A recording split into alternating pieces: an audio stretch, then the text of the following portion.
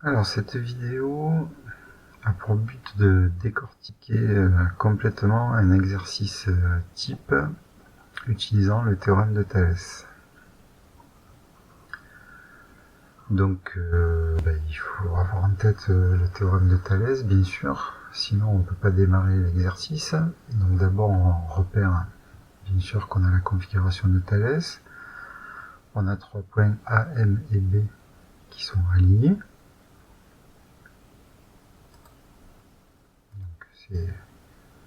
C'est écrit ici. Donc A, M et B, on les retrouve là.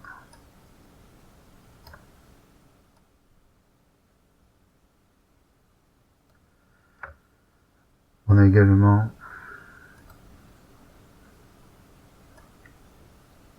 N qui appartient au segment AC, ça veut dire que les points A, N et C sont alignés.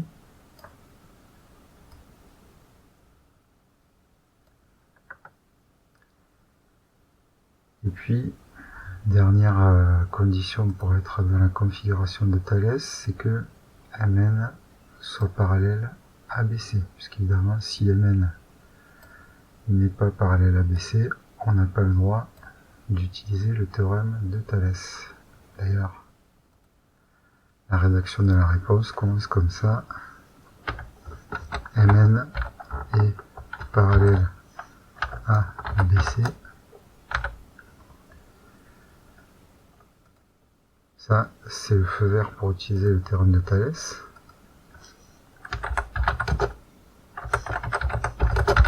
La condition qui me donne le droit d'utiliser ce théorème.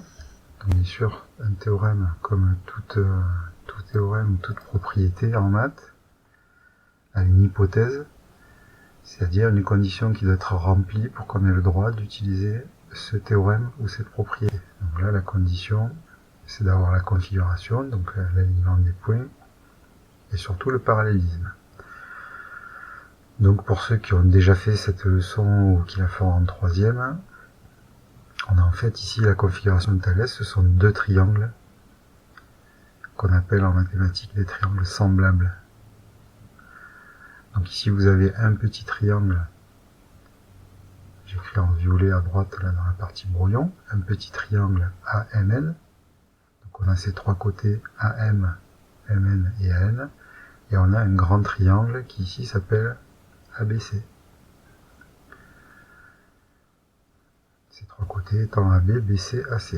Donc la relation de Thalès, pour qu'elle soit vraie, il faut que les droites soient parallèles, mais bien sûr, elle va mettre en jeu les trois côtés du grand triangle, les trois côtés du petit triangle. Donc la première chose à dire, c'est que la longueur MB et la longueur NC, elles n'interviennent absolument pas dans le théorème de Thalès. Parce que sur ce dessin, si on regarde bien, on a 8 longueurs, mais il n'y en a que 6 qui interviennent dans l'égalité de Thalès. Donc, comme dit l'égalité de Thalès, elle me dit que j'ai trois fractions qui sont égales.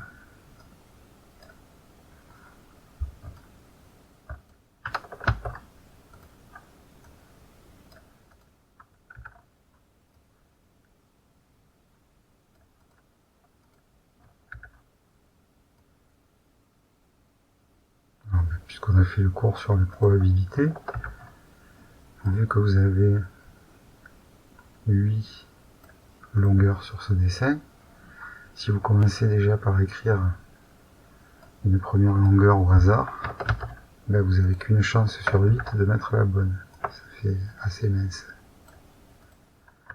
Donc évidemment, il n'y a pas de place au hasard en mathématiques. Même si j'ai de la liberté au niveau de la première longueur, c'est pas pour autant qu'il faut mettre n'importe quoi. Donc le cours vous explique que au numérateur, soit vous mettez les trois côtés du grand triangle, soit vous mettez les trois côtés du petit triangle. On va mettre les côtés du grand triangle. Donc si je commence par le côté AB, correspond à cette espèce de grande arrondi que j'ai fait en rouge là. Donc je vais écrire le côté AB en rouge.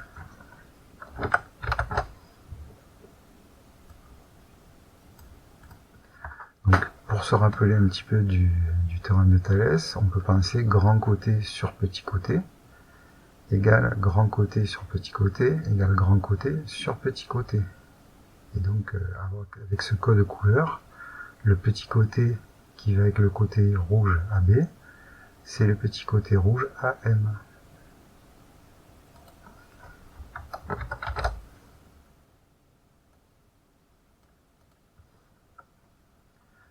Ensuite, je prends un autre grand côté, donc le vert, AC.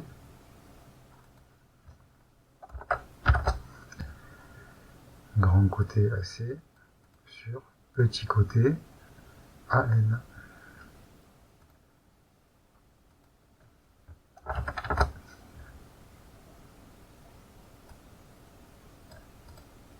Et je termine par les grands côtés BC sur le petit côté MN.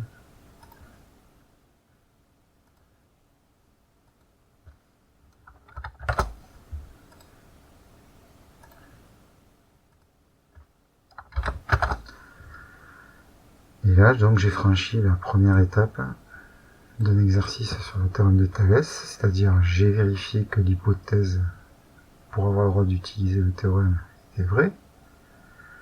J'ai écrit une des formes possibles de l'égalité de Thalès en prenant bien mes précautions. J'ai bien les trois côtés du grand triangle AB, AC et BC qui sont là au numérateur.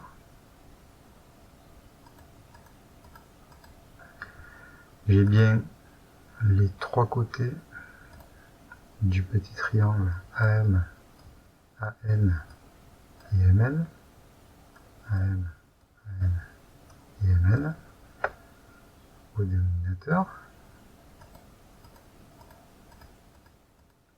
Et puis j'ai bien AB et M qui sont les trois points alignés, donc pour la première fraction AB sur M, AC et N, donc deuxième fraction AC sur N, j'ai bien trois points alignés, et pour la dernière fraction BC sur MN, je retrouve bien mes deux droites parallèles, les mêmes lettres que mes deux droites parallèles. Donc bien sûr tout ça, c'est le tout.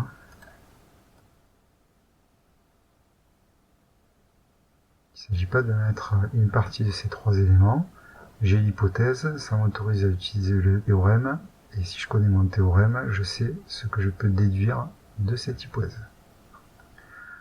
Donc il y a une analogie bien sûr avec le théorème de Pythagore, puisque Pythagore c'est pareil, vous avez une hypothèse à remplir, que le triangle soit rectangle, vous écrivez le triangle est rectangle, vous écrivez donc j'ai le droit d'utiliser le théorème de Pythagore, et vous obtenez une égalité, qui est l'égalité de Pythagore, qui bien sûr ne ressemble pas à l'égalité de Thalès, mais la structure est la même, j'ai une condition, donc j'applique un théorème, et j'en déduis une égalité entre des longueurs.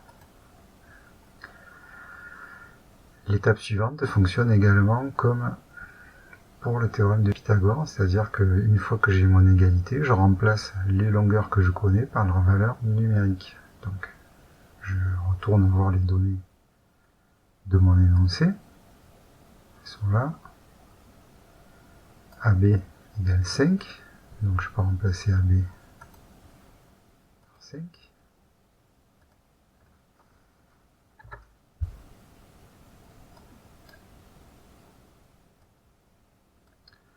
Je connais également AC, 7. Et je connais également BC, c'est 8. Bon, il se trouve que les trois sont en haut, mais il peut y en avoir une en haut, une en bas, ça dépend des exercices.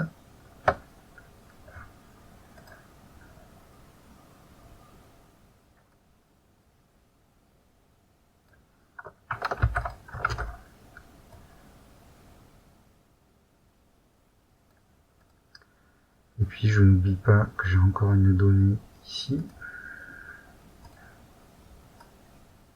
M égale 2.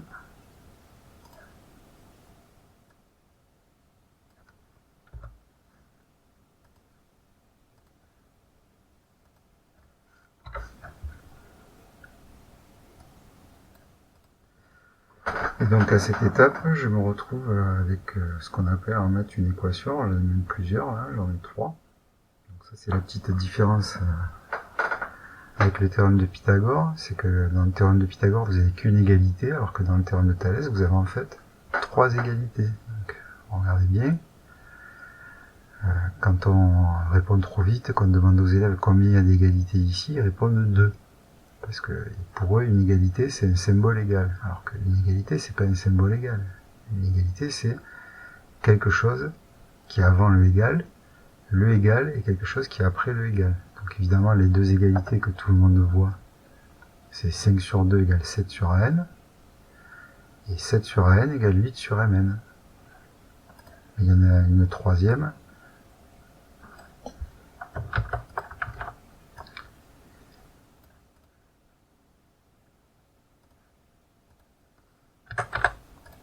La troisième, c'est que 5 sur 2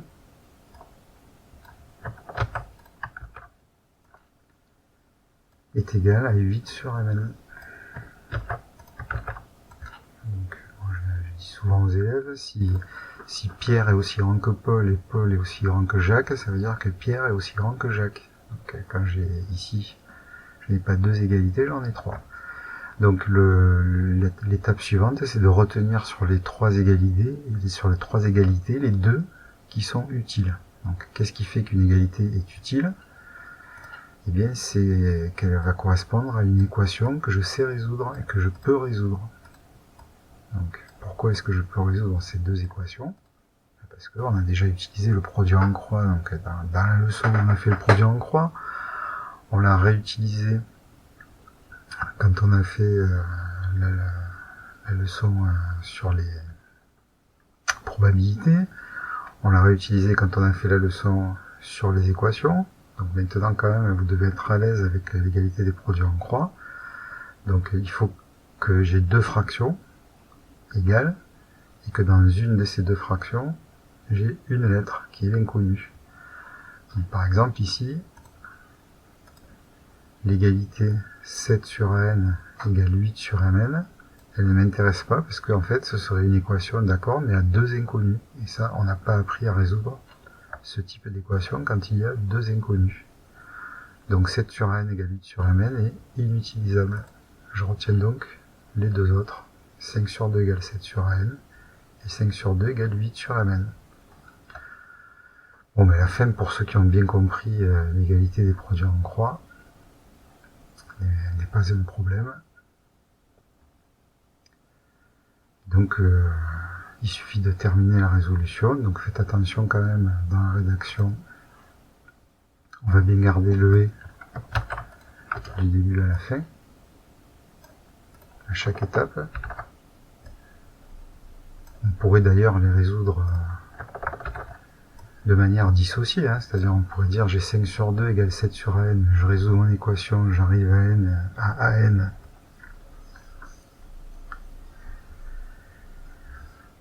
Égale 14 cinquièmes, donc 2,8.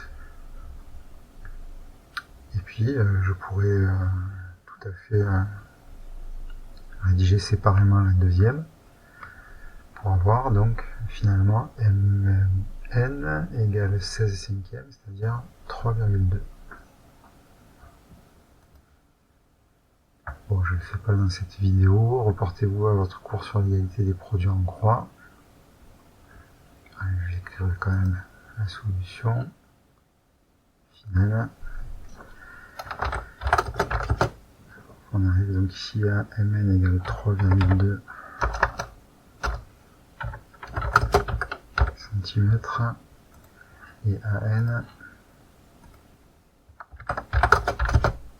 égale 2,8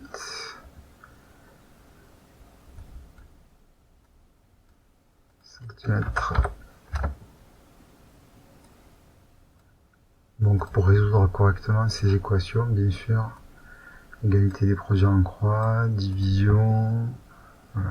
Et puis un petit peu de calcul éventuellement à la machine.